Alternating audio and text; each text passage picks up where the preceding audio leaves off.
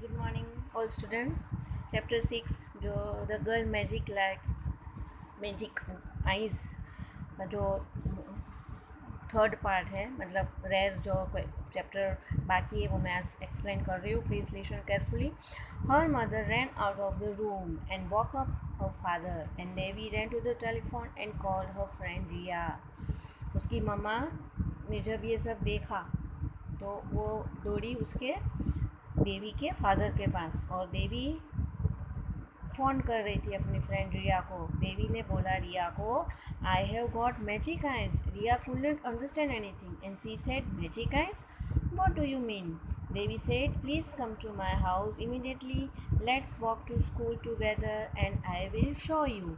As both of them walked to school, Devi showed Riva what she could do with her magic eyes.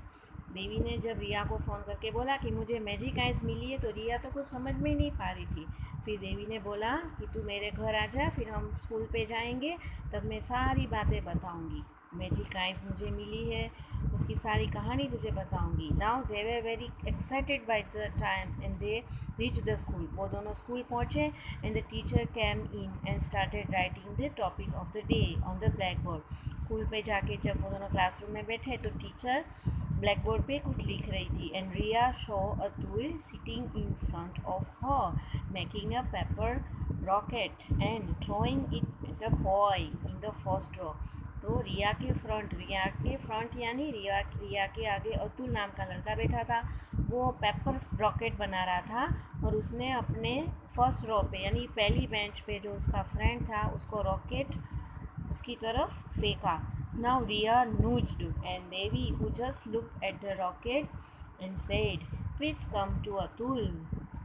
Rocket को देखे देवी ने क्या बोला, क्योंकि उसके पास मैजिक आइस थी, उसने क्या बोला रॉकेट को, प्लीज़ कम टू अतुल, यानी रॉकेट टू अतुल के पास आ. तो to every one surprise the rocket made a U turn and before it could reach the boy in the first row and darted towards Atul. जैसे ही देवी ने बोला तो रॉकेट गया यू टर्न लेके अतुल के पास, और अतुल को ग्रेट शॉक लगा. शॉक यानी वो ऐसे देखता ही रहा.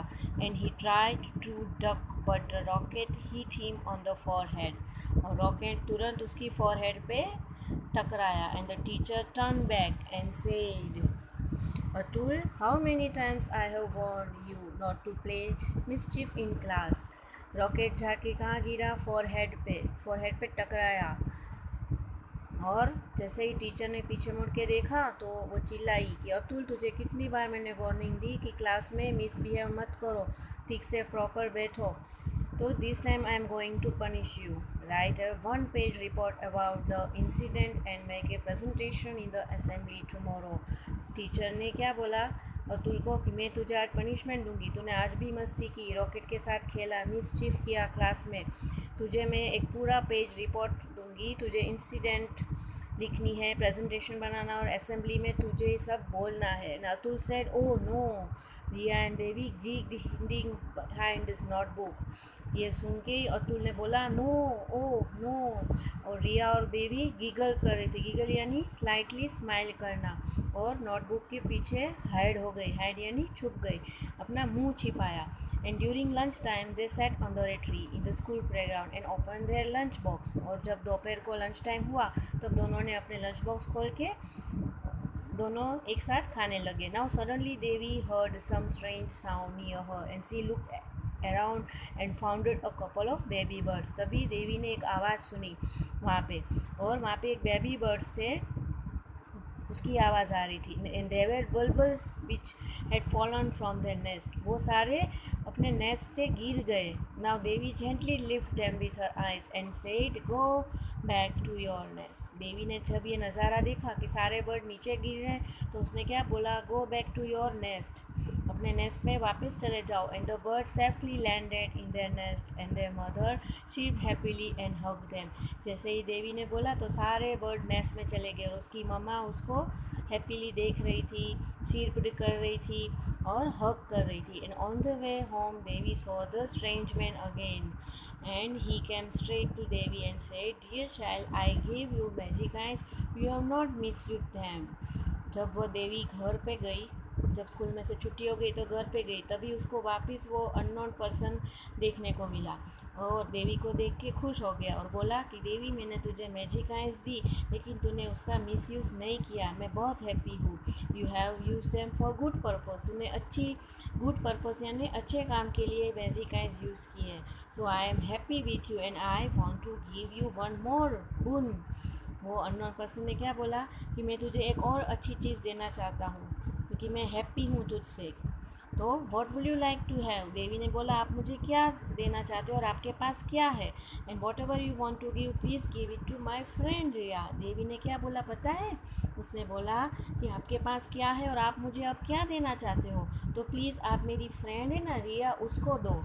And the man was happy to hear this and he said, Riya you are a lucky to have a friend like Devi. ये सुन के वो अननोन पर्सन क्या बोला कि रिया तू बहुत खुश नसीब है, तुझे देवी जैसी फ्रेंड मिली है जो अब तेरे बारे में सोचती है। And I give you the power to go anywhere you want and you close your eyes and think of a place and you will be there. वो अननोन पर्सन ने क्या बोला रिया को कि मैं तुझे एक ऐसी चीज़ दूंगा, ऐसा पावर दूंगा कि तू जब आइज़ बंद करेगी और कोई भी थिंग के बारे में सोचेगी, कोई भी प्लेस के बारे में सोचेगी, तू वहाँ पहुँच जाएगी। And you can hold Devi's hand and take her also there with you, और तू अपना हैंड होल्ड करना, देवी को भी साथ में ले जाना। एंड द मैन डिसअपियर्ड, और इस तरह से वो मैन गायब हो गया। And both Devi and Reva were very happy and the first thing they did was to hold each other hand, close their eyes and thought of. इस तरह देवी और रिया हैप्पी हो गए। उसने दोनों ने अपने हैंड होल्ड करके आइज़ क्लोज कर ली और जहाँ पे जो भी प्लेस उनके दिल में दिमाग में आया वो प्लेस पे वहाँ चले गए।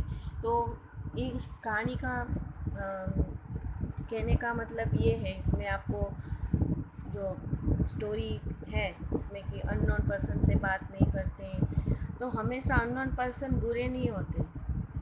शायद भगवान भी रूप बदल के, भेष बदल के आपके घर पे आए, आपको कुछ अच्छी चीज़ें या फिर कोई